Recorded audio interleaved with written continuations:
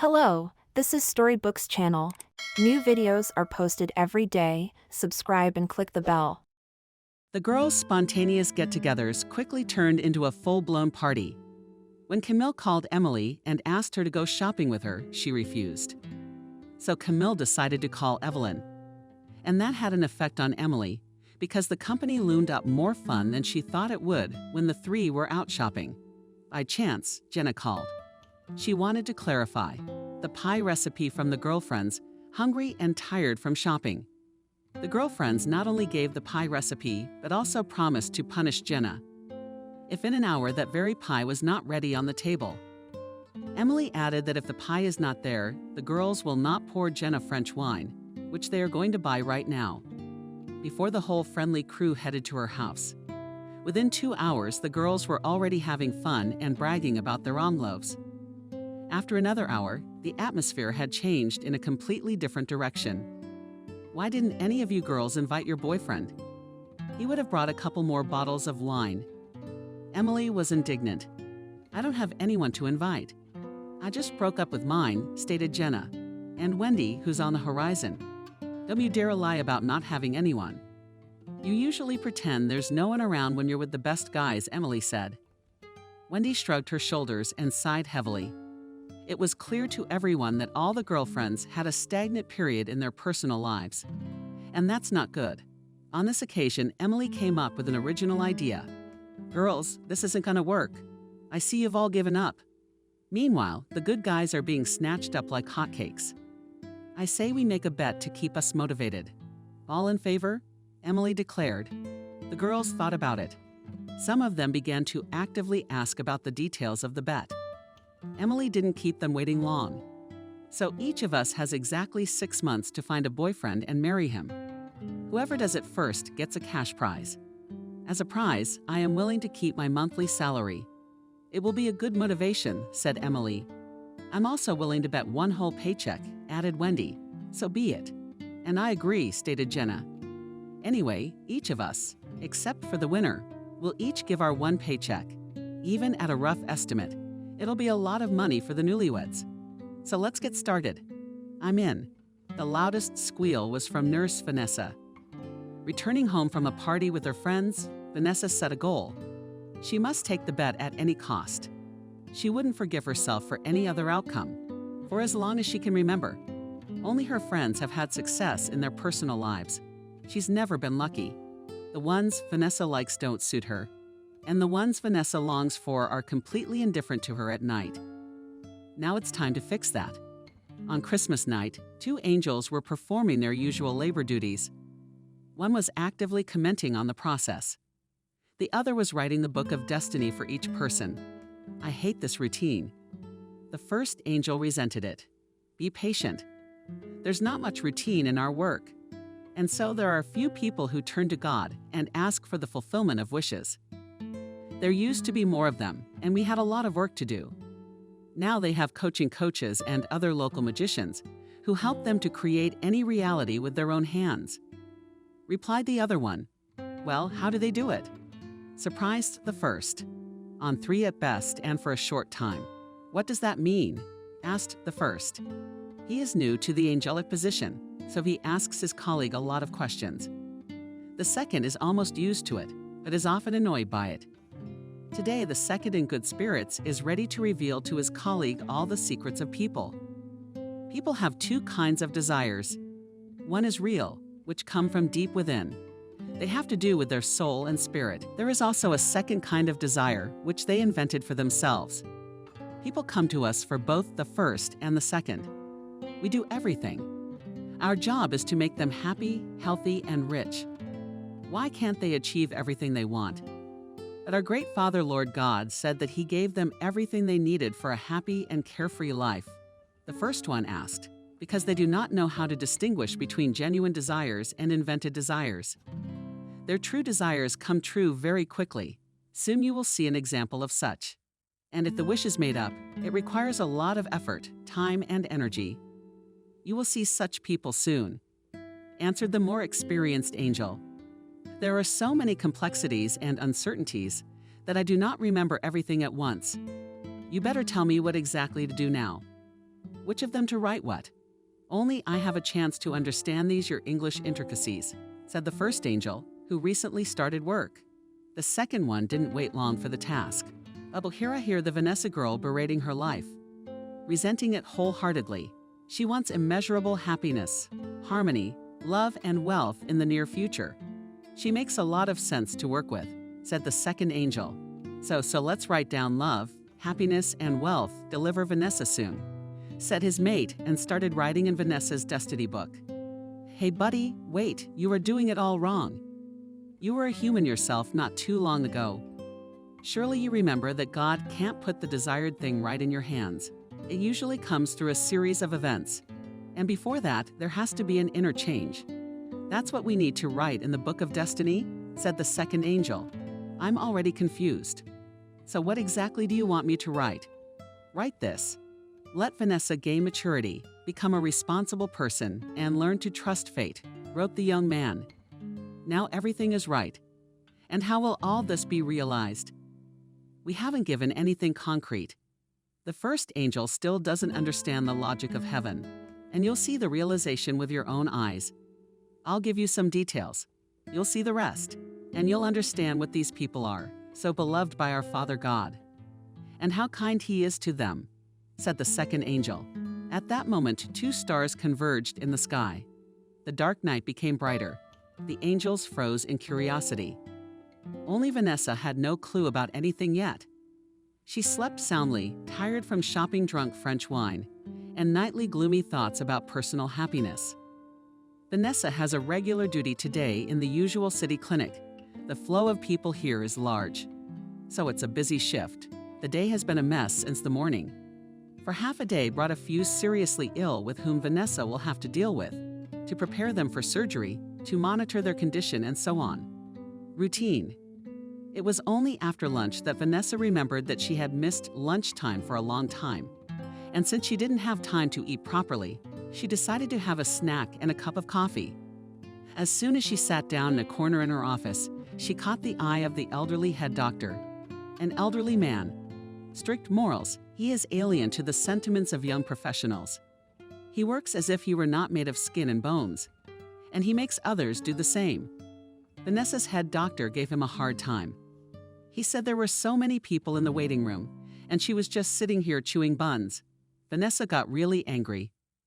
She left her coffee and started to work again. There were indeed a lot of people in the waiting room, as if all in one day decided to fall from heights, get into fights, get hit by cars. In short, in the trauma department, every patient has a funny story. A crowd stumbled in, and the ambulance crew brought a man on a couch into the waiting room. After seeing the man's condition, people decided to give him the line as it spoke for itself. The man was covered in blood, unconscious. The doctor on duty came running. He immediately assessed the condition of the patient and instructed Vanessa to immediately prepare the patient for surgery. Already in preparation, Vanessa noticed that the patient is actually a young male, probably her age. He has a sturdy build, but is dressed rather shabbily for some reason. There are many different wounds on his body. Fortunately, they're not deep, but there are quite a few. The doctor will have to stitch them up. The young man is still unconscious. Vanessa has not been able to understand how such injuries were inflicted. After an hour, the wounds were stitched up. The young man was injected with painkillers and put in a common room. Vanessa ran to deal with the other patients. The doctor instructed her to periodically look in on the young man and observe his condition.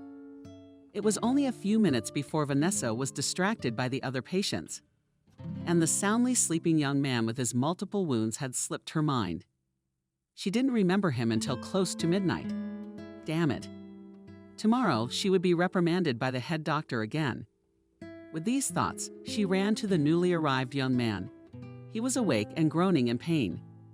Vanessa silently injected a new dose of painkillers and sleeping pills. After a couple minutes, the young man fell back into sleep. Vanessa sat down next to him and scrutinized him. There was something very attractive about him. His appearance was fine. His facial features are reminiscent of an intelligent man, but the condition of his skin and hair suggests that his living conditions are very unfavorable. Vanessa has a mixed impression of this patient, but now is not the time to study this man. She had a whole night ahead of her with such worries. The young man didn't regain consciousness and start talking until 5 days later. While he was recovering from the operation, an investigator came by to do some paperwork. Vanessa learned from him that the young man had been beaten.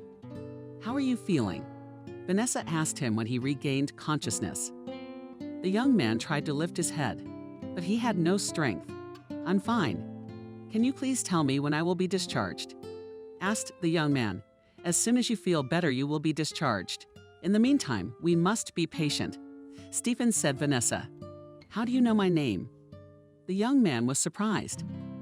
"While you were asleep, a medical record was made on you. A criminal case was made on your abusers. In all this process, I had to actively participate. So what happened? How did you end up with this? That's a very sensitive issue. I'm not ready to talk about it now." Stephen cut him off and closed his eyes. "I'm sorry, you need to rest. I'll come back later," Vanessa said and left his room. After a few days, Vanessa realized that she definitely liked this young man, but she didn't like the fact that he wasn't saying much and didn't want to tell her story about the fight. Oh well, she would have to be patient. He's completely in her hands now anyway.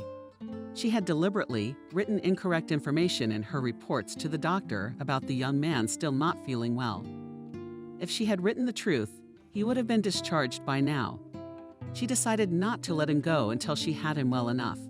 Now Vanessa herself asked to be on duty, so that after she had finished all her business, she could unobtrusively go into Stephen's room and have a good night's talk with him. Stephen did not resist for long. He was more talkative now. Today, he finally decided to tell his story. "I'm homeless, simply put, a bum," Stephen said. Vanessa nodded her head because she noticed from the threshold of the hospital that the young man had unfavorable living conditions. "Have you lost the desire to talk to me yet?" Stephen asked Vanessa. Vanessa was really shocked by the news, but decided to listen to his side of the story. She nodded her head and signaled that she was ready to listen further. "So my name is Stephen. I am 32 years old. 1 year out of that 32. I am a homeless person. You keep insisting, but I still don't feel like telling my story." Do you know why Stephen paused? Because people have so many misconceptions about homeless people in their heads that they don't want to mess with them. "Vanessa, why do you think people become homeless?" "I think it is also a human choice. I've heard that there is a category of people who are bored with ordinary life. They are drawn to the streets. And perhaps for this reason," Vanessa said uncertainly. "And the choice of a person, you say? If it is a choice, then homeless people should be the happiest people. Believe me, during my year as a homeless person, I met dozens of people like me. And you know, none of them are happy about their fate. Then how do they become homeless? Judging by my environment, people are often betrayed by their closest loved ones. They are forced out of their homes, robbed to the last thread, and sent out into the world. And these are usually not strangers. I know homeless people who have been kicked out by their own children. I know homeless people who have been kicked out by their own parents. Perhaps it has something to do with their passion for alcohol." Carefully, Vanessa asked, "Look at me. I last consumed alcohol almost 10 years ago at my own wedding, and I never drank after that. That's my choice. And the fact that all homeless people are alcoholics is another misconception in people's heads. There's a nuance to it. Once on the street, people betrayed by their closest loved ones voluntarily seek solace in alcohol. And it's not easy living on the streets all the time. Have your loved ones betrayed you too?" Vanessa asked. "Not exactly. My Nancy and I married for love. I was willing to do anything for her. We had a wonderful son. I did everything I could to make sure my family never needed anything. Nancy stayed at home, went out regularly with her friends, and every time she'd come home from these gatherings, extremely dissatisfied, then her friends told her that every man goes out. Then they insinuated to her that if a man works a lot, he does not love his woman. What only reproaches from her I did not hear. Of course, as an adequate person, I have the right to protect my psyche, my boundaries, and my self-respect. As a result, our whole life became a series of conflicts. One day, Nancy decided to file for divorce. She threatened to sue me for everything and send me out into the world. And I had no claim to anything because I was doing everything for my family. I didn't bother Nancy with legal proceedings. I left the house the next day, leaving everything behind. How did you go nowhere? Vanessa asked. Yes, I went nowhere. But you had a job. Yeah, I had a job. I had a good salary. I could have rented an apartment and lived on my own. But for some reason, I thought I could save that money and give it to my son for expenses. I loved and cherished my son very much. I couldn't leave him without my care. So I made an agreement with the security guard of the business center where my company's office was located and started to live in the utility room of this building. But any team has its share of schemers. Someone noticed that in the evenings I closed in the utility room, and in the morning I wash in the office restroom. They were women too, by the way. They really didn't like it. They persistently started demanding that the manager deal with it. They stated that a homeless person was ruining the reputation of the company. I decided not to give in to the provocation and continued working. Then they decided to take a different route. They decided to isolate themselves from me. No one talked to me or even said hello. That was the most painful part. Without communication with my colleagues, my work also became ineffective. My manager noticed this and asked me to somehow settle this issue on my own. I thought that he would be an understanding person, but he was indifferent, and I didn't want to humiliate myself in front of the rest of my colleagues.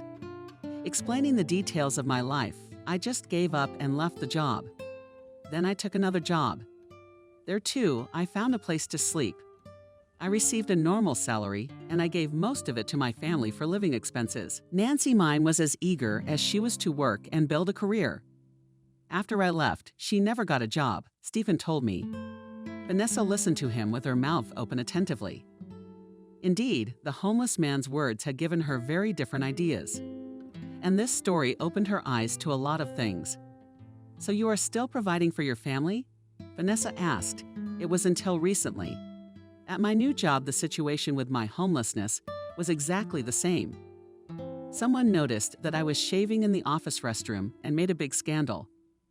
Because of this, the supervisor at this place turned out to be a very predictable person.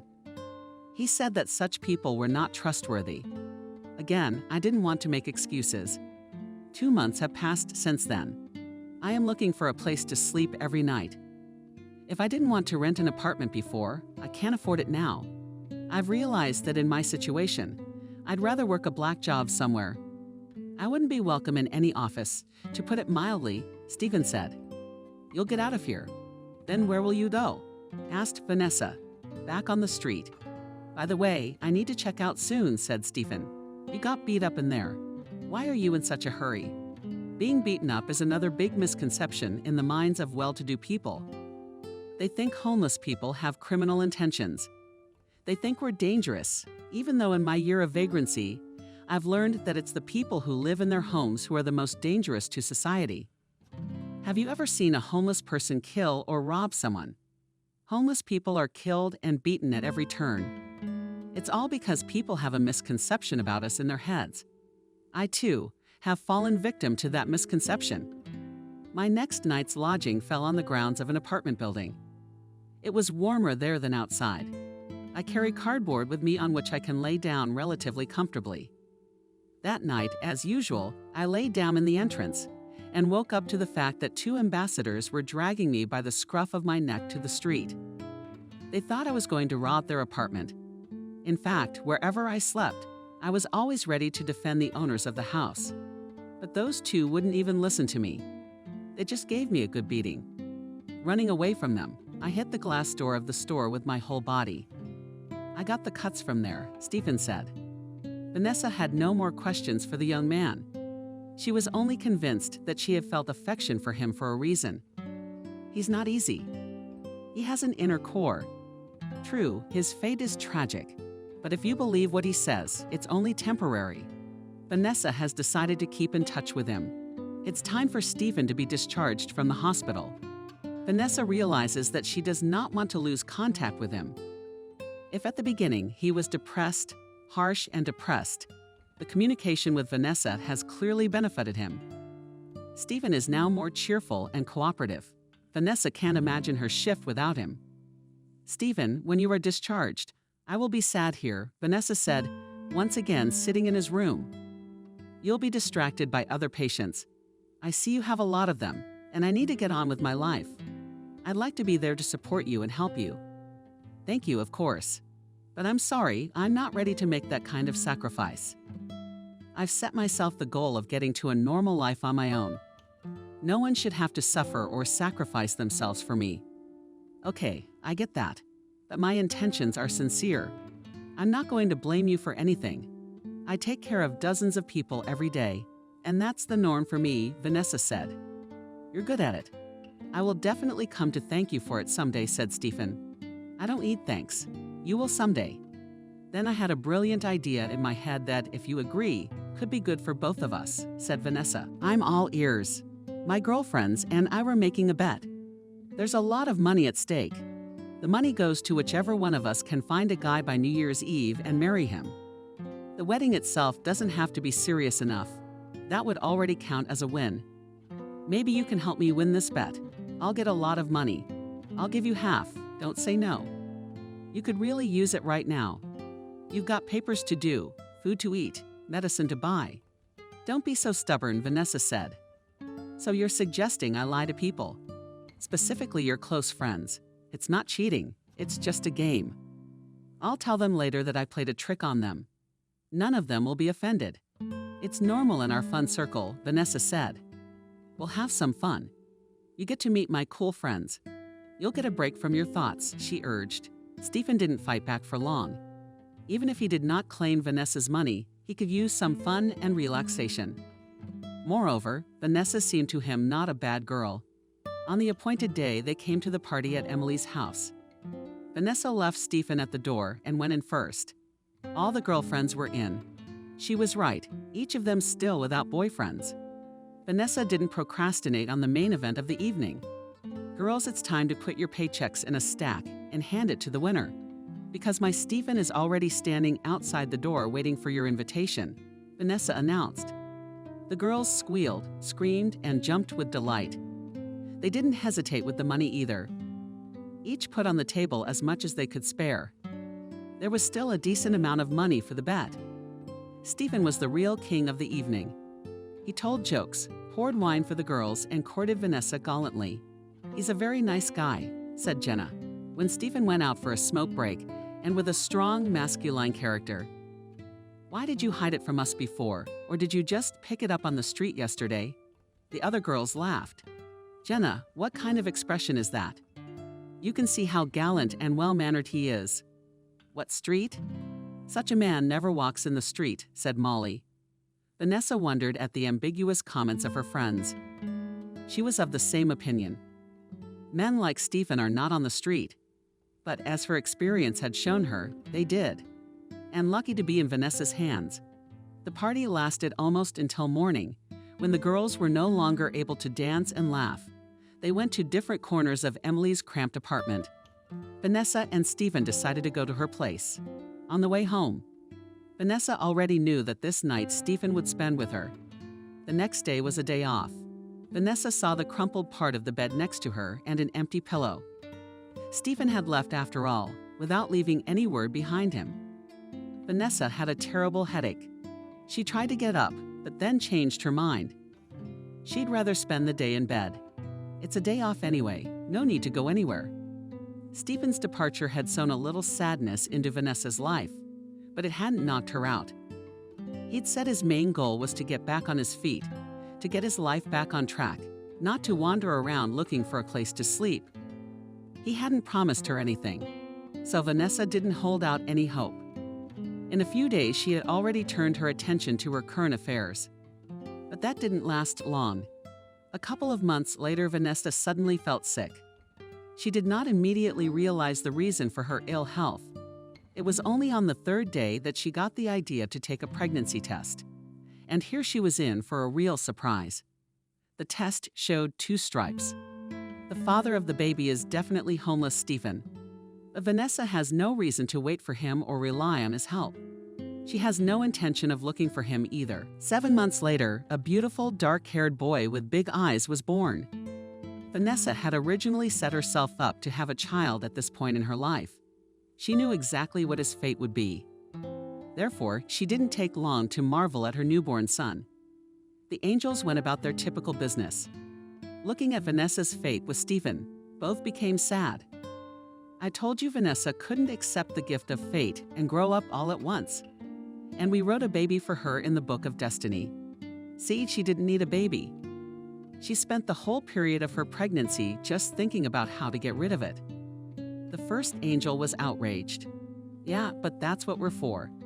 When she was steaming in the bath until she passed out, we helped the baby to survive when she was about to take a pill.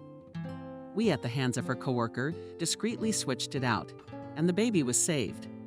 Then she went to negotiate with the orphanage to leave her baby there. We blocked her way by hiding her purse. And all is not lost. Be patient and watch. After all, it's a lifelong lesson. The other one was reassuring. I still can't understand your angelic logic. It's a beautiful family. They've been living together for 10 years. Everything in their lives is stable. They're both mature individuals who have been asking our Father for a child for a long time. Why haven't they been sent this child? Isn't it too late to give the baby to this family? The first one asks. Later, they have their own scenarios. They'll have a different way of doing things. When the time is right, and this baby's still got a long way to go. And his mother Vanessa will definitely get her lesson in gaining inner maturity, replied the second. Stephen was in a hurry to finish the renovation of the small apartment as soon as possible and turn it over to the landlady. To tell the truth, his hands were golden. It was not the first time he had done renovations and finishing. He remembers well the inspiration with which he furnished his first apartment, which he left to his family. He has an excellent grasp of the intricacies of the business, his own taste, and believes that there should not be even small mistakes in this business. When Stephen first saw the young fellow Christopher, he at once showed his understanding of the business. Christopher really liked the fact that Stephen has a good understanding of the repair business. On top of that, he is a responsible and serious person. Christopher promised Stephen a decent payment for a good job. It is now the end of the second month that Stephen has been working tirelessly in the apartment. The problem of finding a place to sleep was automatically solved. He can sleep 3 to 4 hours in this apartment and work the rest of the time. The results of his work are pleasing to the eye. Everything is done perfectly. If a professional saw his work now, he would not be able to distinguish it from the work of a professional team. Today, Christopher stopped by a little earlier than usual. Stephen told him that the final touches were left and the apartment would be ready. Christopher approved everything and hurried off to run errands. He decided to stop by the house on the way and leave the payment for Stephen with his wife Miranda. Miranda had heard about Stephen a few times and had seen his work. She had no complaints about the guy either. At the appointed time, Miranda arrived at the apartment to accept the results of the work. She quickly went to all corners of the apartment in detail, inspected everything.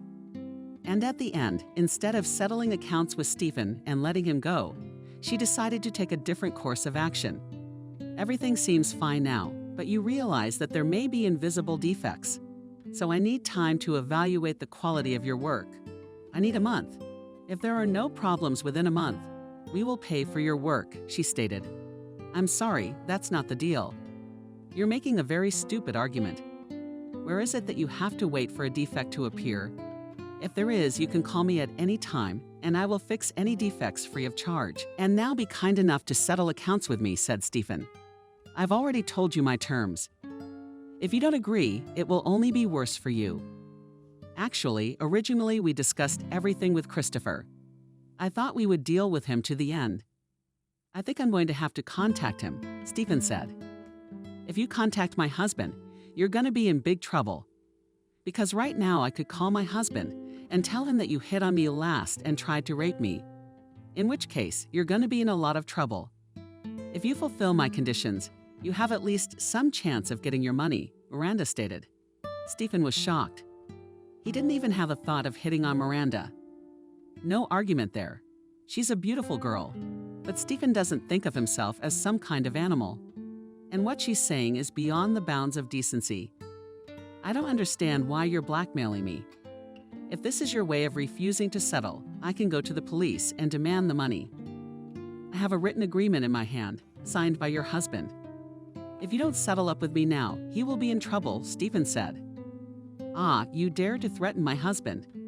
If you keep talking to me like that, I will put you in jail. No one will hear you because you're a nobody. You said yourself you don't even have an ID. Who knows? Maybe you're a criminal or a prison escapee. Maybe you're not the person you say you are. Let the police handle all this. Is that what you want? Miranda Stephen. I'm sorry, but not having my papers has nothing to do with my job. They took them away from me for no reason other than having no place to sleep. I'm not a criminal or a prisoner. Your threats are unfounded. I don't see why it's so complicated. I want my money because I need it badly. I've done my job honestly. Now it's your turn to keep the arrangement, said Stephen. And actually, I have the right to withhold half of the amount Christopher promised you, because you have lived in this apartment for almost 2 months for free. If you had paid rent during that time, you would have gotten half of it. That is the amount you are demanding now, Miranda said. Stephen realized that Miranda was looking for any excuse not to pay him that money. In addition, she cut off his opportunity to talk to Christopher. Judging by the behavior of this shallow lady, she might actually complain about the harassment. Before things got worse, Stephen decided to leave the place. Lastly, he wished Miranda well and good health. Tired, hungry, frustrated, and deceived, Stephen lost hope day after day of being able to make his way back to a normal life. There is no counting how many times a day he promises himself that soon there will be a normal life in which he can lie somewhere with his legs spread. A life where he can bathe under a warm shower anytime he wants.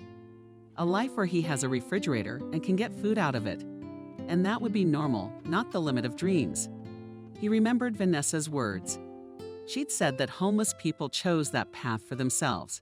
Stephen grinned now. What normal person would want that kind of life for himself? Who would want to deprive himself of basic goods, social trust, ordinary opportunities, and prospects? Today was almost 2 years since he had been wandering the streets. At first, he thought that being homeless for a while would only toughen him up. Now he was beginning to doubt that. The more you live on the street, the faster you lose your inner strength. Along with them goes your faith in tomorrow. You stop believing in yourself, you stop believing in people. In such a situation, it is not surprising that almost all homeless people look for consolation of their grief in alcohol. But Stephen promised he would never go down that road. In case of desperation, he still has an option. It seemed time to pursue that option. He slept on a park bench, washed his face in the fountain, and he had nothing to eat. So he could only proceed with his next plans. Walking slowly, he came to a small church on the outskirts of town. The service was just beginning. People were in a hurry to get there. Stephen went into one of the prayer rooms and asked how to find the rector of this church. He was led to the rector. Stephen told the reason for his visit. Hello, I've come to you for help. You are my last hope. I am a homeless and lost man. But I assure myself that this is only temporary. I intend to work hard and get my life back on track. That's what I've been fighting for 2 years now. But it turns out it's not that simple. At every step, I meet unfair attitude towards me, distrust, and sometimes openly hostile attitude. For some reason, all people see homeless people as a danger. I became homeless because of a family conflict. I have not committed a crime. I don't drink alcohol. My request is that you help me find honest people to do the work I need to do. All I want is fair pay for my labor. I am willing to give 100% to get any job done. Please help me, said Stephen. This problem is easily solvable. I would suggest that you think about why such injustices have come down on your head. Man is sinful from the beginning, and in order not to lose touch with God, he must be close to him. Otherwise, all kinds of trials will fall on his head. Do you not find yourself in this? Think about it. If you have nowhere to live, you can live here. You'll be fed here. There's a place to sleep, a place to wash. Don't worry about work. I will inform the parishioners today that a good servant of God needs work, the rector promised. Meanwhile, young John and Lisa were living another happy day in their lives, quickly finishing their household chores. Lisa hurried off for a walk with their 2-month-old daughter Kelly. Since Kelly was born, walking with the baby has become her favorite pastime. On a walk, Lisa is constantly doting on her daughter, talking to her and smiling. She is 2 months old, and she already understands such a reverent attitude to herself and reciprocates. Today, the walk lasted quite a long time. Lisa guessed it when Kelly was already tired and fell asleep. She returned home. After tucking her daughter into her crib, Lisa walked into the kitchen. Her eyes fell on a beautiful box. On the table next to it lay a note. Lisa took the note in her hand and read, "Love, marry me. I want to live the rest of my life with you. You're John." Lisa opened the red box and saw a beautiful ring there. She pulled out her cell phone, laughed at the top of her voice, and started filming the whole thing. John was hiding on the balcony at the time. He keeps waiting for her to start looking for him. Lisa is instead busy on her cell phone. John got tired of sitting on the balcony and went into the kitchen himself. "So, groom, are you ready to accept my consent? I've already sent this story to all our loved ones. They all laugh at the fact that you propose marriage to me twice a year. I am ready to ask for your hand in marriage at least every day," said John. In fact, this family had such a beautiful tradition for any respectful occasion or not. John likes to give little gifts and at the same time propose to his spouse to live together for the rest of their lives. Lisa absolutely loves it all. Since his daughter was born, John has become even more affectionate and romantic. How does he love his daughter? Sometimes it seems like he doesn't even trust her to her own mother. While Lisa was preparing dinner, John couldn't find a place to sit. "At least turn on the TV and watch it quietly.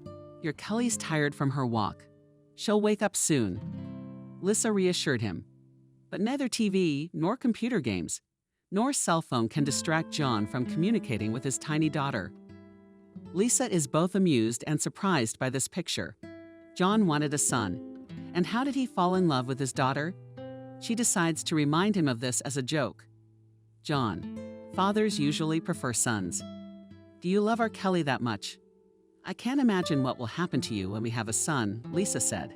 "Speaking of a son, I want him to be born as soon as possible. And my daughter and my son will be one big team, and you will eat, cook, and wash our clothes." John joked back. It was a typical happy family evening. Little Kelly woke up towards evening. Her father fiddled with her until well into the night, when she fell asleep in his arms again. Lisa's warning to Lisa that John would have to get up early for work tomorrow did not bother him. Sleep and work could wait. His daughter, on the other hand, was more important.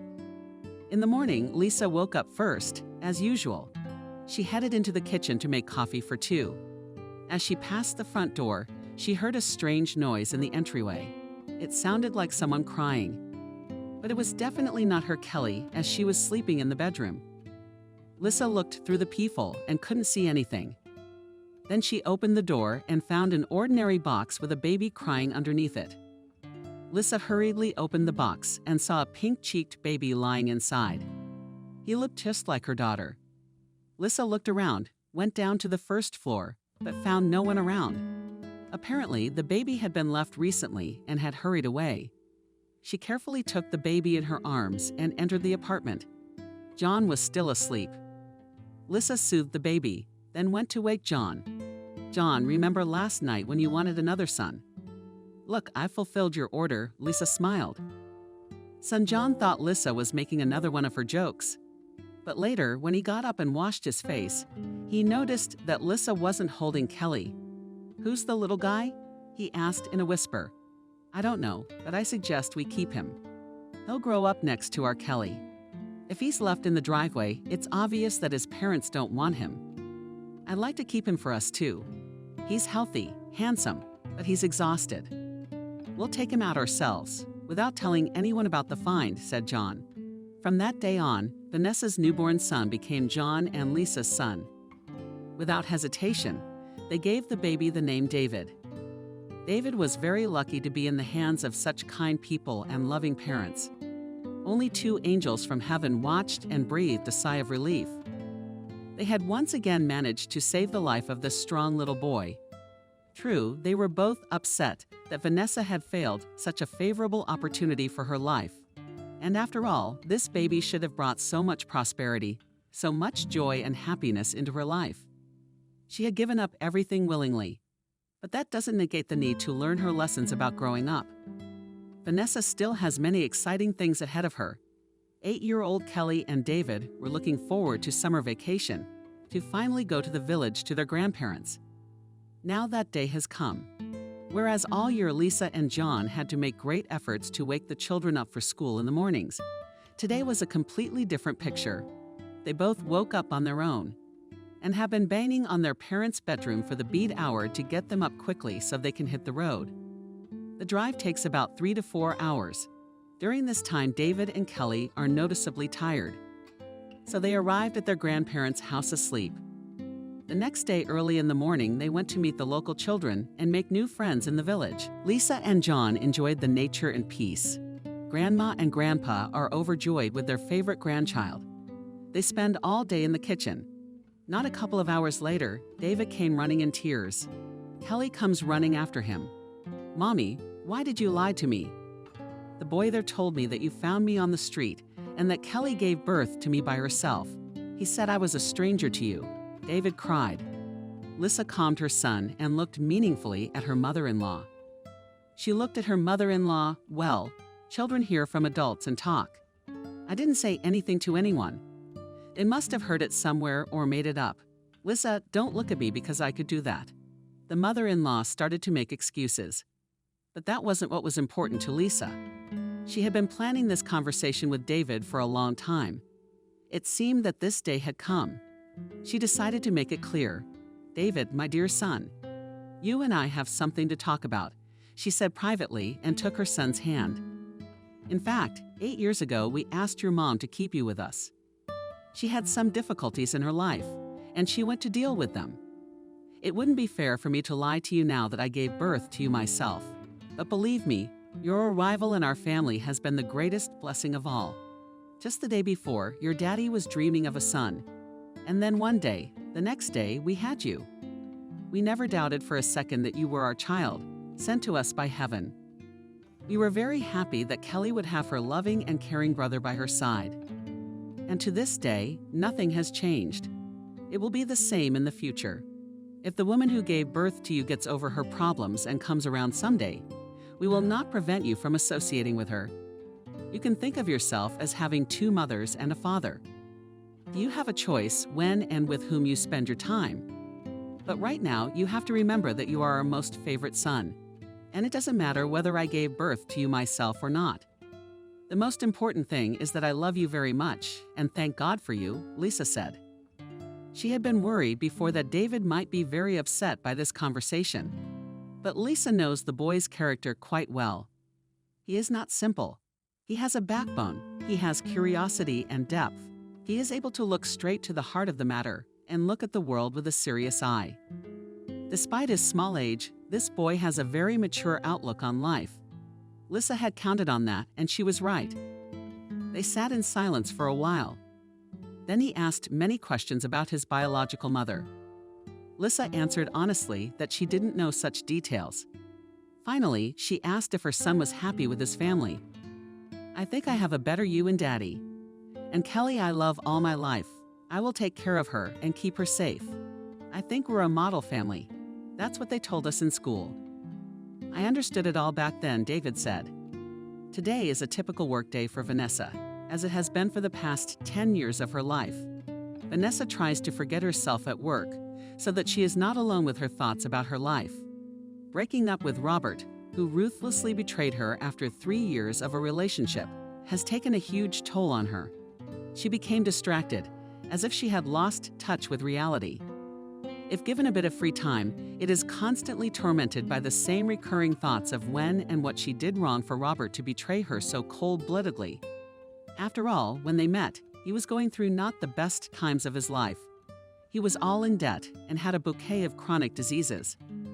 Constantly scandalized with his mother, sometimes threatened suicide, conflicted with ex-wives, and could not get along with his children from different marriages. "I will become his support in everything, and he will betray the meaning of his life," Vanessa decided then. Without realizing it, she was following her own covenant. She first took Robert into her rented apartment to care for him day and night. Then she took him to all the doctors she knew and treated his chronic illnesses. She would get up at 5 a.m. to make lean porridge for breakfast for his sick stomach. He would leave, sometimes to go out with his ex-wives and have a fight. Then he would come to Vanessa, angry and depressed.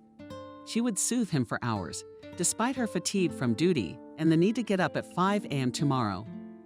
In the evenings, she ironed his shirts, one for each of the 7 days of the week. He lay on the couch and waged various ideological wars on the internet. And the couch was a single-seater. At first, Robert asked politely for a mattress on the floor. But after a couple weeks of living like that, it started to get cold.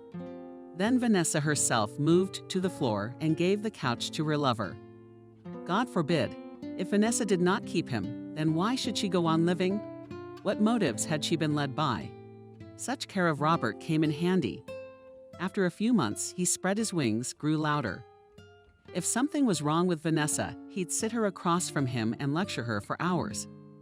She would just nod her head and agree with everything he said. There was no other way. She had chosen him to be the meaning of her life. A few more months passed. Robert's business had improved. He said he was renting a separate apartment, and if the stars aligned, he would take Vanessa there someday. Now he came to see her 4 times a week. Vanessa tried to always keep the products ready, so that by the visit of the meaning of life quickly managed to cook his favorite dish. Robert considered it a gesture of goodwill and ate everything. Several more months went by like that. Vanessa did not notice that a certain number of months turned into years. One day, Robert called Vanessa as usual. She saw his name on the screen of her phone, hoping to hear the voice of the meaning of life. She picked up the phone cheerfully. But the voice was different. It was a woman's. The woman calmly informed her that Robert had been married to her for 6 months. And to her, the caring poor man. He still hesitated to tell her about it. The woman added that she too felt sorry for Vanessa for keeping company with Robert. Vanessa had lost the earth from under her feet. Robert himself did not show up until 5 days later. He made excuses, apologized, blamed Vanessa, avoided adult conversation at all costs. The only lucky thing was he brought her some of the money she'd given him to cover his debts. Vanessa took the money, and the meaning of life was kicked out the door. Since then, she has devoted all her free time to studying betrayal. Turns out there is nothing joyful about the subject. That's why Vanessa strives to deprive herself of free time. Otherwise, she would have to answer to herself why she was stuck on this Robert. She had no other option but to capitalize on him. Because before Robert, she had Kevin, who was a storyteller. Drinking, raising his hand, humiliating, and abusive. He didn't even respond to her care and warmth. If one were to look closely at this relationship from the outside, one would clearly see that Kevin is deliberately screaming with all his might at this woman to get away from him, to get out of his life immediately. But Vanessa doesn't want to hear that, as she had chosen him as the meaning of her life a year earlier. That relationship too lasted almost 3 years. Vanessa realized that there was something wrong with that relationship. When Kevin picked her up in a drunken rage and carried her to the balcony, something in that moment disturbed her. There were several more incidents like that. It was only in hindsight that Vanessa learned that some devious killers do this to accidentally throw the victim off the balcony and then claim that the victim jumped out on her own. The investigation, they say, can't prove murder unless the killer confesses. Vanessa has had many more such tragic relationships. She suffers, considers herself a victim of cynical and irresponsible men, but she doesn't notice that she was originally like that herself.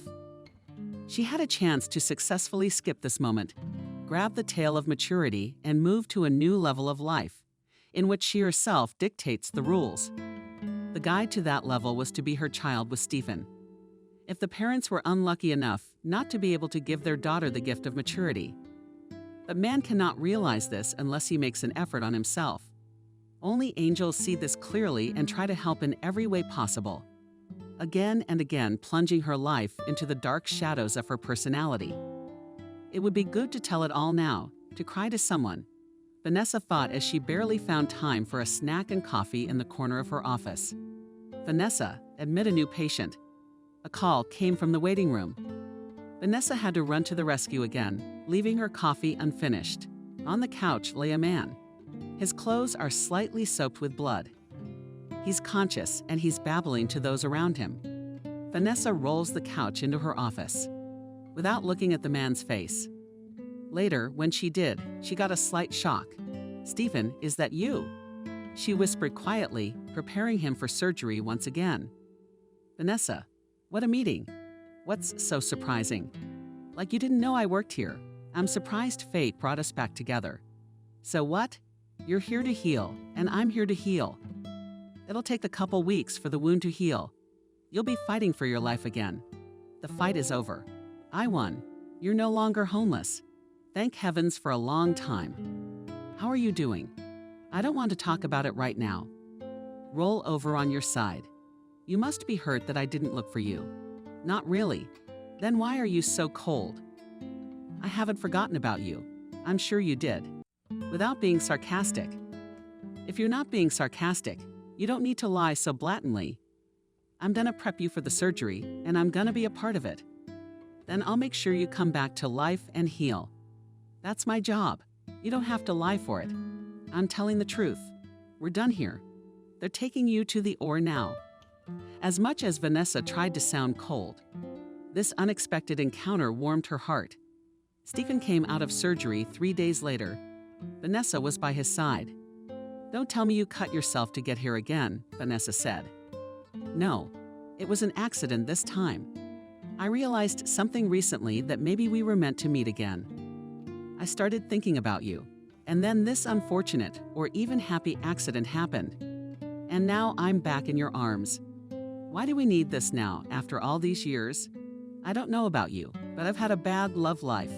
No one's ever been as caring as you. You gave me a taste for women, and you've given me a habit of looking for you in others and not finding you. That's why I've ended failed relationships so many times. Let's put an end to all that. I'm cured. I'll check out. I'm taking you out of here with me. I'm doing well. I have a steady job. I have a rented place, but soon I'll have my own place. I've got savings. I've got stability and prosperity. If you want, you can quit your job and take some time off. Sleep at night." I then realized what it was like to be consistently awake at night. Eventually, that's what happened. On the day of Stephen Vanessa's discharge, she tendered her resignation. She decided to give herself a few years off, and then time would tell what would happen and where the tide of reality would take her. The two angels in heaven were watching them and still arguing. So where is the promised maturity? She left with him because she just wants to do nothing and suffer the meaninglessness of life. That's what it says in the Book of Destinies for the near future, resents the first one. Wait, that's not all. This is just another step. Her desire to get everything without doing anything will bring her more lessons. It didn't work out this time. It'll work out next time, the second angel reassured him, and began to adjust something in Vanessa's Book of Destiny. While Vanessa rested at home, Stephen was still working his 2 jobs. The savings were solid. An apartment of his own loomed on the horizon. Vanessa was glad to have found a new meaning in life that would distract her from her previous failed meanings. She would learn a lesson and look at the chain of similar events from a different angle. Then she would have seen that there was some unhealthy signal emanating from herself to the universe, that she was inwardly a child. But she had little chance. She had heard the word woman many times. Child is a phrase in women's heads. It paints an exceptionally sweet image, similar to a child's purity, beauty, and innocence. But women of that time was not aware that the woman-child is one of the varieties of the inner demon, if he lives inside a biologically adult person. The inner child of an adult is his misfortune and tragedy. It is his ordeal for years to come. It is a stagnant life of fantasy helplessness, and a real grief for loved ones. It was such an insidious joke of the universe, when the meaning of a word is distorted and taken at face value. Somewhere in parallel backyards lived other people who found their inner child, discerned the dark shadows in it, and looked for ways to bring that child under control. Vanessa was luckier. The heavenly angels themselves have taken up her rescue time after time, sending her the same calamities. But she is still deaf to them. Stephen had no idea that such dark forces existed, and that he was now putting his life under their attack again. This is not something that is commonly spoken of in a human environment. It is not obvious. So the typical person refuses to usually believe in the existence of secret demons of the human soul. After resting, for a while Vanessa came to think this is why she should be idle while her man grinds day and night. Off she went again. Working was not something she wanted to do. Stephen had said he could do it himself. She was a little embarrassed that her own existence was supposedly making Stephen's life more difficult. She decided to discuss it with her friend Molly today. "It's so great that you can finally take time for yourself," Molly marveled. "What am I going to do alone? I'm not interested in doing stuff. I'd like to do something for someone." Vanessa made her point. "Find something you like to do and do it." "That sounds like bullshit to me too. But then, you're not exactly a catch-all. I'd like something that's going to bring brilliant results. I see on the internet, different people write that in their lives they make a quantum leap, achieving quick results. That's mine. So it's not a problem at all. I wanted to do that too." A friend of mine suggested an interesting project. You invest money in it. You get interest in the morning and in the evening. If you invest large sums, you get high interest, and this interest sometimes reaches 300. "I am waiting for my money, and as soon as I get it, I will go on vacation," Molly said. "What is this project? I'll show you. You'll see for yourself," said Molly. Then she went into a long process of brainwashing, which she herself had recently undergone without realizing it. Vanessa got the gist of it all. You put in money in proportion to the deposit, you get interest. That's what she needed. No effort required. Finally, the secret to crazy, lucky, and successful people. Just a few days, and she too can make big plans. And how will Stephen be happy when he sees his savings multiplied, so that it will be a surprise to him? The savings should be invested in this project, secretly from him. Stephen won't even notice the money's missing. He puts new sums there at the end of the month anyway. This time, by the end of the month, they will have enough money saved up to look for an apartment to buy. Molly has not finished her story yet, but Vanessa has already made her decision. In a couple of hours, Vanessa took the money from the house and carried it to the office of a company. She was promised a triple payment in a week. 2 weeks later, the ladies came for their dividends, but instead of them, they found a sealed door. They asked in neighboring offices. They were told that all the participants in the project had been rounded up by the police and taken somewhere. Vanessa could not believe how such an injustice could have happened to her. She decided to wait before upsetting Stephen with this news. Stephen discovered the missing money at the end of the month, when he was about to put the next installment of his savings in there. Vanessa then had to tell the whole truth. Stephen was dumbfounded, angry, and furious. "Vanessa, you have a medical degree. You're almost 30 years old. You live in a big city. How could you believe something like this? It's obviously a fraud. I've told you 100 times, there's only free cheese and a mousetrap. Why didn't you at least consult me?" Stephen lamented. "I wanted what was best. I was embarrassed. Just lazing around at home. I wanted to help you in any way I could. Surprise you with some interest. Who knew this would happen? We should wait. Maybe the guys will go back to their office when the cops let them go." Vanessa clapped her eyes, but Stephen was unstoppable. He talked all night until his mouth was dry and his eyes were black. He should know the value of the money he was earning with real labor. And most importantly, there was only a couple more months to buy an apartment. The prospect of starting from scratch again made Stephen depressed. His emotions were so strong that his body was crackling from their intensity. In the morning, it all came down to high blood pressure. Thankfully, Vanessa is well versed in these matters herself. When she noticed that the situation was moving catastrophically, she immediately hospitalized Stephen. Later, the doctor stated that the treatment was timely. Had she been a couple more hours late, a cerebral hemorrhage would not have been avoided. The hypertension had knocked Stephen out again. After the hospital, he could no longer work as hard as before. The doctor strongly recommended that he find an easier job. He was still angry with Vanessa, but she tried to redeem her mistake by taking care of him. After much deliberation, they both came to the conclusion that they would both go to work. But now Stephen's work should be uncomplicated. Years passed. Each remained stable in his position. Vanessa and Stephen lived in hope, tightening their belts. But John and Lisa have a very different life. One surprise after another. Kelly recently won a gold medal at the Olympics. No sooner had they celebrated this event than David had to fly to a chess tournament. David had shown an interest in chess at an early age. Lisa, as soon as she noticed it, immediately found a good chess school and regularly took her son there.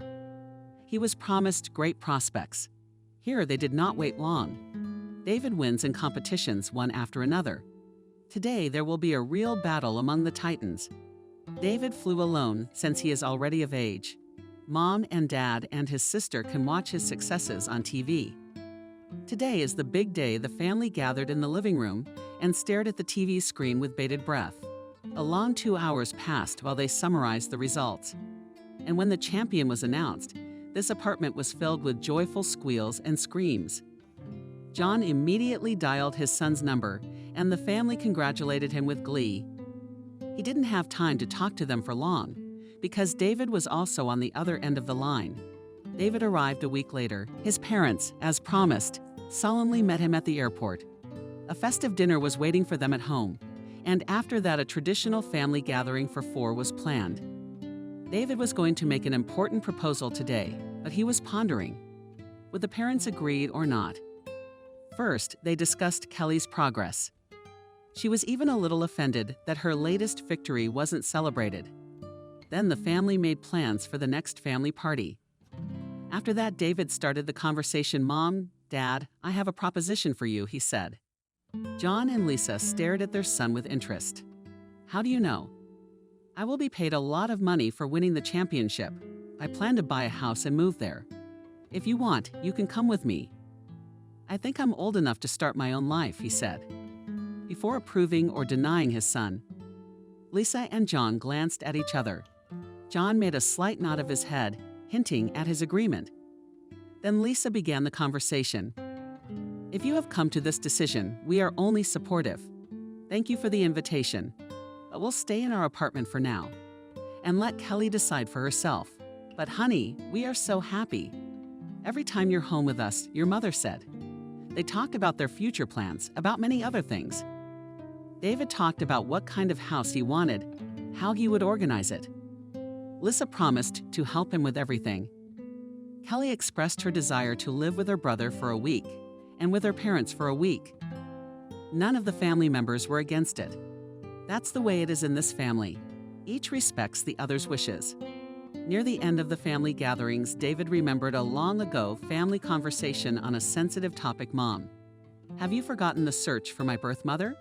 Is there any news?" he asked. "I haven't forgotten, son, but so far no leads have been found. If anything becomes known, I'll let you know," she said. "David, if you like your birth mom, will you forget about us and go to her?" Kelly asked. "Daughter, what kind of stupid questions are these?" Was Lisa trying to calm her down? "No, of course I wouldn't trade my parents for anyone.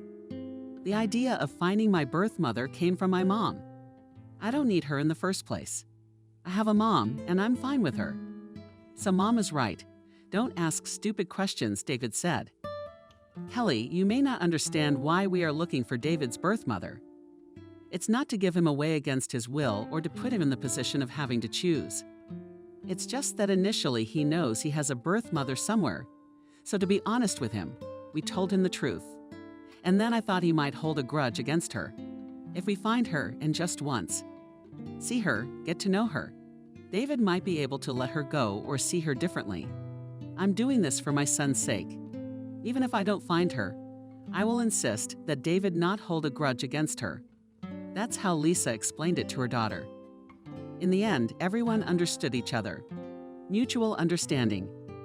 Mutual respect was normal in this family. From the next day on, David was expecting interesting events. Finally, he set about finding his own home. David has settled into his new home, and today he came to his parents' house to pick up some things.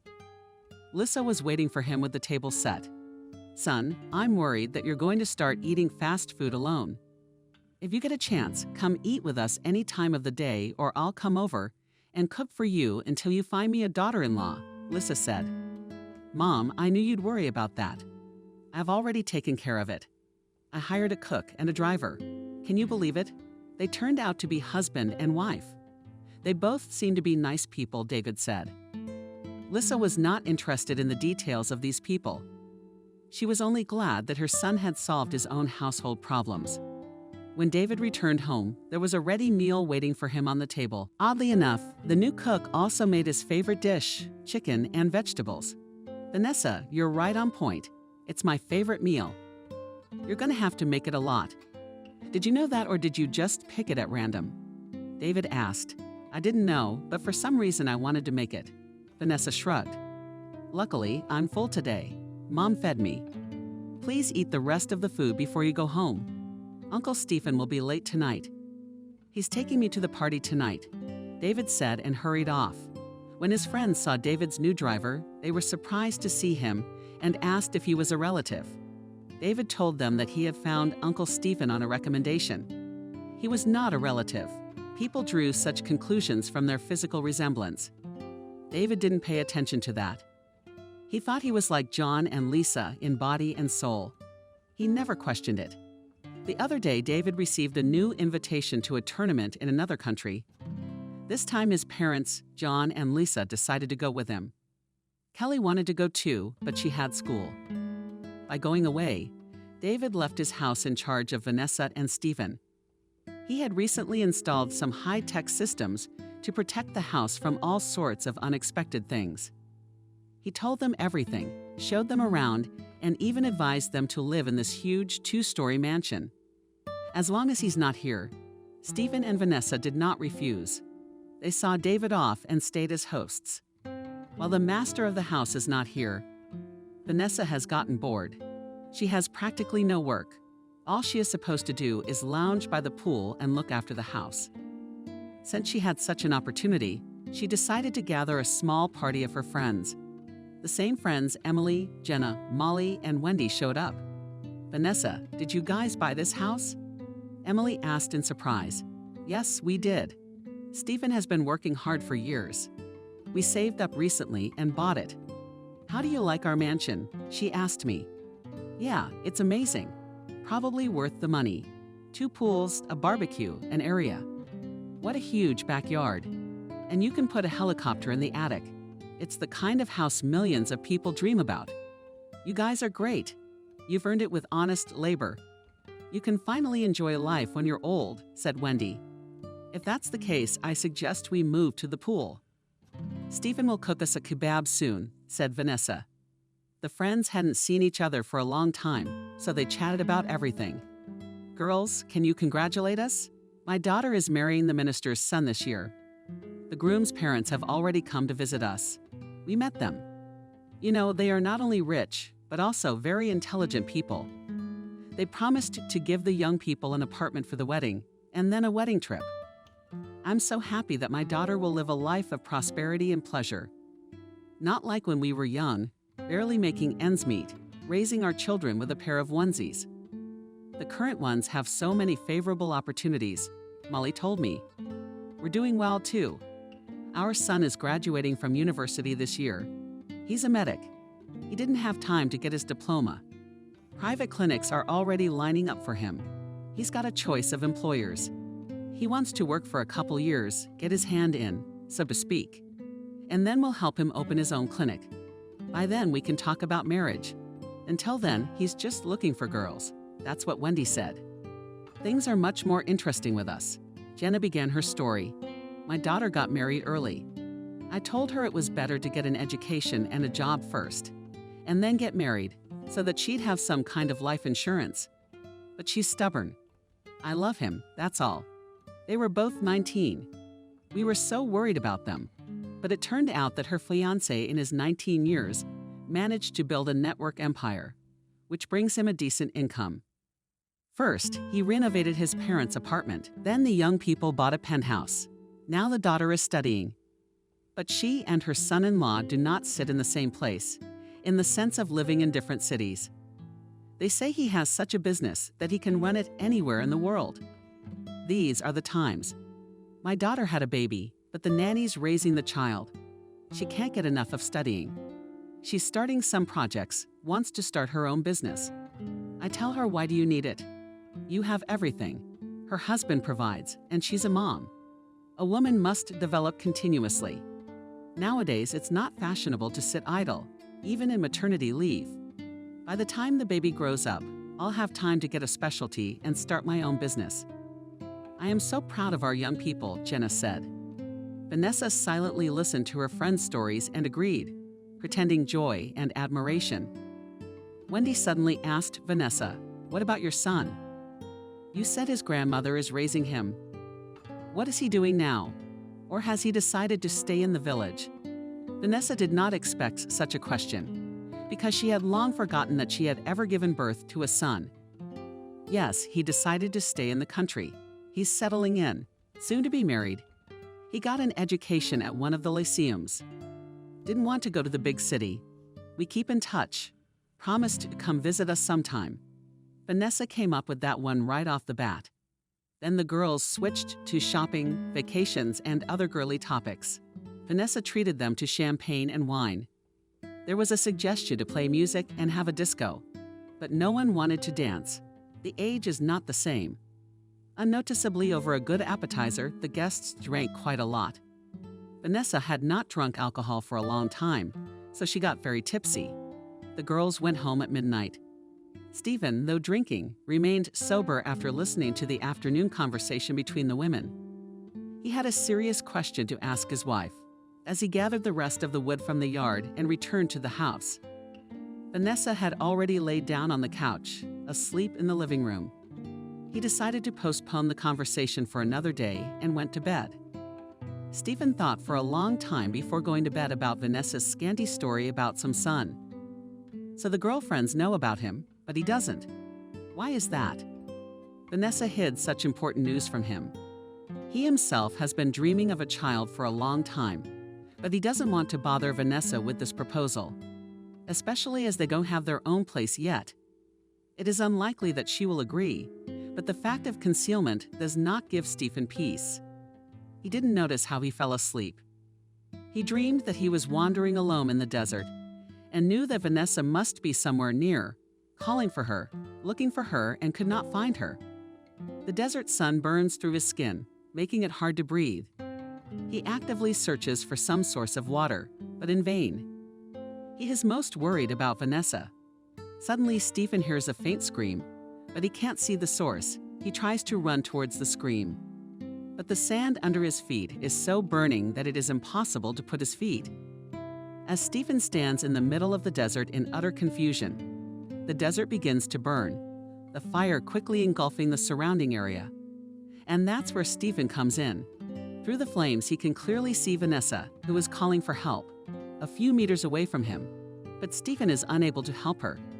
Vanessa's dress is already burning in the flames. She is desperately begging for help. At the moment when Stephen has lost hope of rescue, he sees a strange guy not far away. He calls Vanessa Mom, and she looks at him and shouts something. "Vanessa, that's your son." "Why did you hide him from me?" screams Stephen. At this point, he starts choking on the fire. Stephen wakes up to the loud sound of the fire alarm. The room is completely dark. He runs out into the living room and sees a thick stream of smoke hanging from the ceiling. Flames peek out from somewhere. Stephen tries to turn on the light, but cannot find the switch. He is not inside this house very often, after all. He runs to the door to open it and get Vanessa out, but the door turns out to be locked.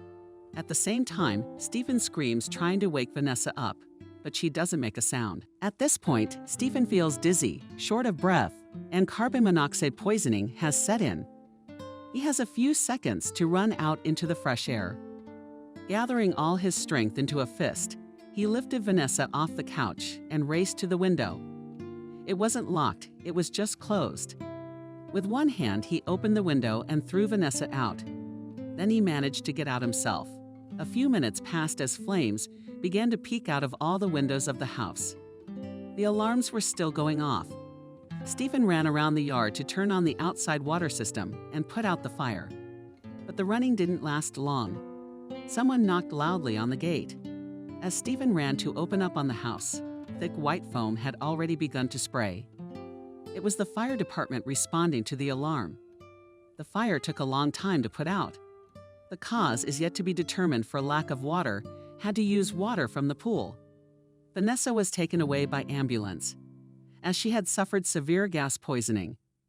Toward morning, Stephen sat in the gazebo in the backyard, looking at the house on the first floor with almost nothing left. The second is relatively intact, but uninhabitable. Most importantly, if the investigation finds that the fire was caused by the negligence of Stephen or Vanessa, now they'll never get even for the rest of their lives. Stephen can feel the blood rushing through his head and his blood pressure rising. In recent years, high blood pressure has been his constant companion in life. If he doesn't take care of himself now, he's going to be in a real tight spot. By the time David returned from the tournament, he already knew that there had been a house fire in his absence.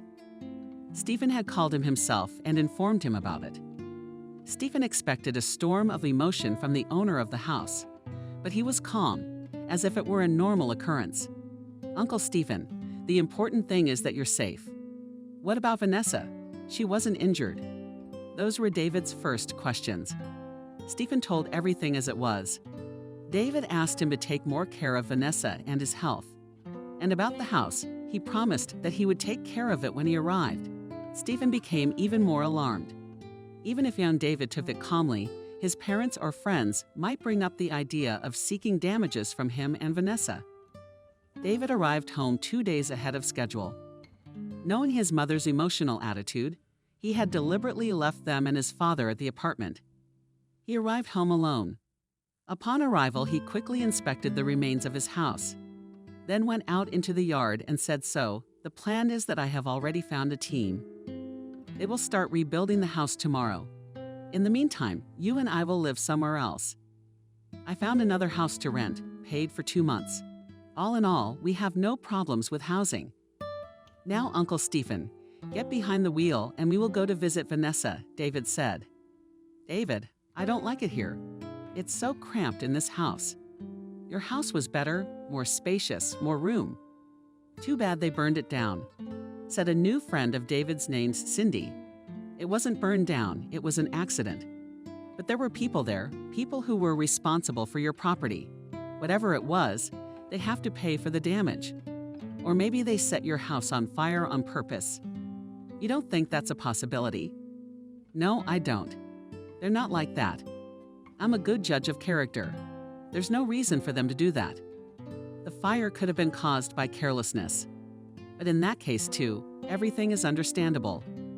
"No one is immune to misfortune and adversity," replied David. "David, you are too kind to your household staff. At this rate, they will soon be sitting on your neck and hanging off your feet." "Cindy, please don't call them my household staff. They're just my au pairs, hired for money. You know, someone else would have at least fired them and hired more responsible people to take their place. Why are you so loyal to them? I don't understand." "Cindy won't stop. I'm loyal not just to them, but to people in general. I'm not going to fire them. Vanessa will be cured and back to work. The house will be ready by then. Stephen suits me fine as a driver. We don't have any disagreements. I don't know, if I were you, I wouldn't forgive them. You'd have to burn down the whole mansion and walk around like nothing happened. They should be begging for your forgiveness. You should have put yourself out there in the first place, so they'd be afraid of the slightest offense." Cindy continues to fantasize about owning slaves. David looked away from his cell phone, put it aside, and turned his attention to Cindy. "Babe, please tell me why you think I should be hard on anyone?" "Well, because you're paying them money, for one thing. Secondly, they should know their place. When a man takes a job in someone else's house, he has to realize the responsibility. Otherwise, they're never going to realize what all the hassle of rebuilding is costing you. It's not like they don't know the cost of it all. So with that in mind, what strategy do you suggest to me? Count all the costs of rebuilding the house, then divide it by 2 and take it out of your paycheck. Cindy, I'm sorry, but I didn't think the same of you at the beginning of our relationship. Why are you so arrogant? Why are you so arrogant towards people? On the contrary, you're the one who's too soft, David. Open your eyes and look around you. Everyone wants to take advantage of your money and make the most of it. You have to be tough on the poor, believe me.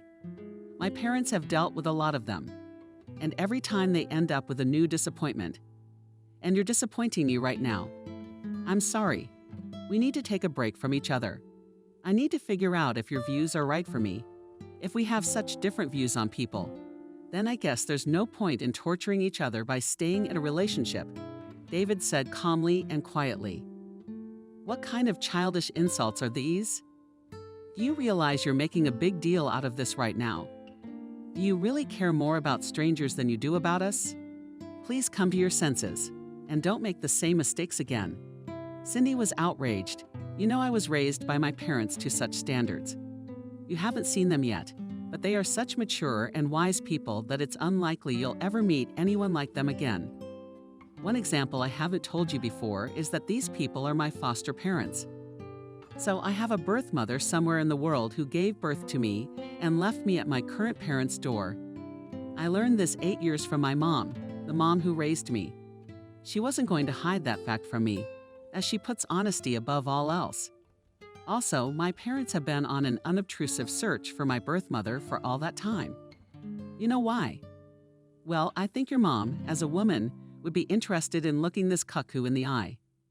That's not true. My mom's not like that. She's never once judged my birth mother. My parents want to find her so they can fix my relationship with her, so I don't have to live my whole life with questions and resentment. Do you have any idea what level of wisdom that is on their part? Cindy couldn't find anything to say. It all still seems silly to her. She just doesn't have the categories in her worldview yet. Why am I telling you this? Because I was raised by people with those standards. They passed on a lot of other values to me. I can't count them all.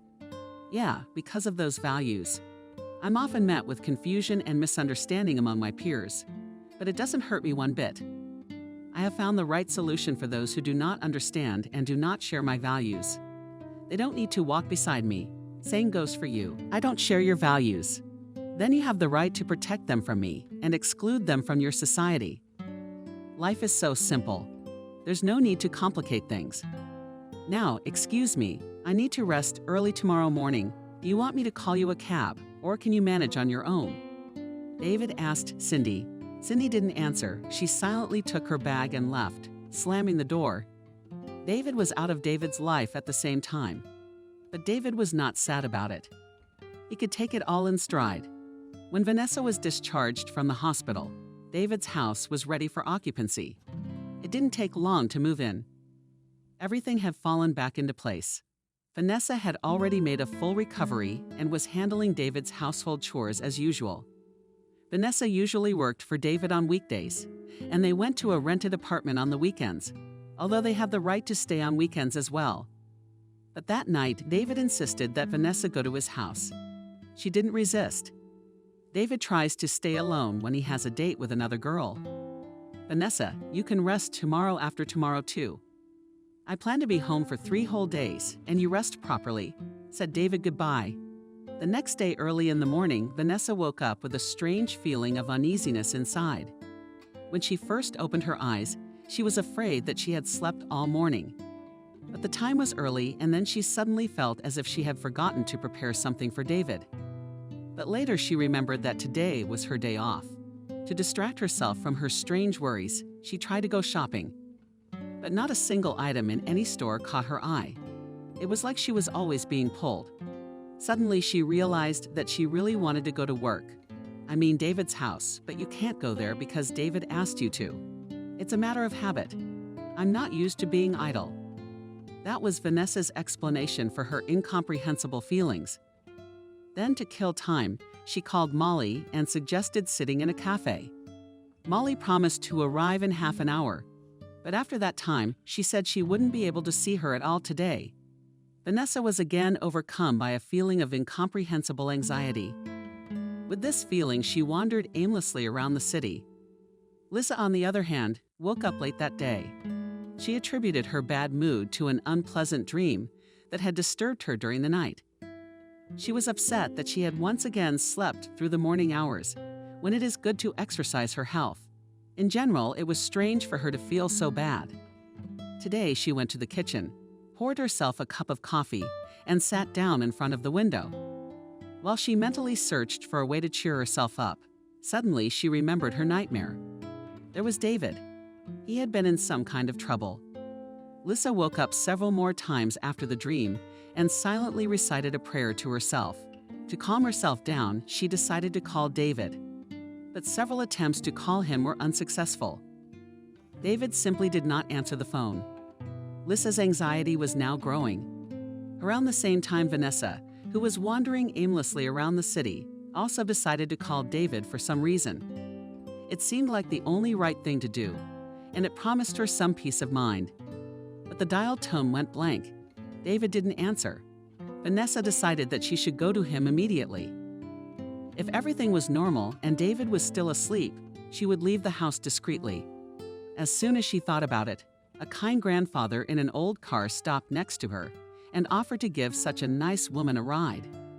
At the gate of David's house, Vanessa met a strange woman of her own age. The woman kept ringing the doorbell and knocking with her hands. "Hello, are you here to see David?" Vanessa asked. Then, without waiting for her answer, Vanessa pulled out her keys to David's gate and started to open it. The woman rejoiced.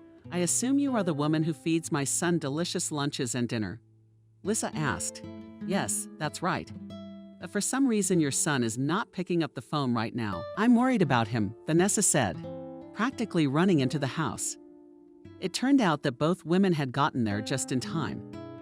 David was lying on the floor, clutching his stomach. He was unconscious and his pulse was barely palpable. Vanessa didn't hesitate. She began to administer first aid. Lisa, in the meantime, called for an ambulance as the ambulance arrived. David was taken to the hospital. Vanessa and Lisa arrived at the hospital next. After a couple of hours, the doctor came out to them and told them that the boy had acute poisoning. The doctor also said that David would need a few days of hospitalization and treatment. Lisa thanked Vanessa for arriving at David's house on time, and they went home. While David was in the hospital, Lisa and Vanessa took turns caring for him. Lisa told Vanessa that she was handling her son on her own. But Vanessa couldn't stay at home. As soon as she finds herself away from David, she immediately starts to be drawn back to him. She can't understand why this guy is so close to her heart. On one of these days, Stephen remembered his questions that had been brewing for Vanessa for a long time. "Vanessa, when your friends came to see you and they asked you about your son, do you have a secret that I don't know?" he asked. Vanessa was dumbfounded because she did not expect that Stephen could have heard this conversation. She had been meaning to tell this story for years, but had never dared to. She's still afraid that Stephen might be out of her life. "Are you imagining things? I don't have a son," she said suddenly to herself. And then she thought about her words for a long time. In fact, her lying about not having a son was a defensive reaction. She still couldn't forgive herself for abandoning her child. It was an act she considered so unforgivably hard on herself that all these years she had not even found the strength to think about it calmly. She is tormented by guilt and shame.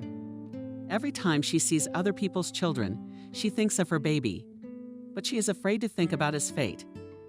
If she allows the slightest thought about his fate, then immediately there is an insistent desire to find him. But it is useless to look for him.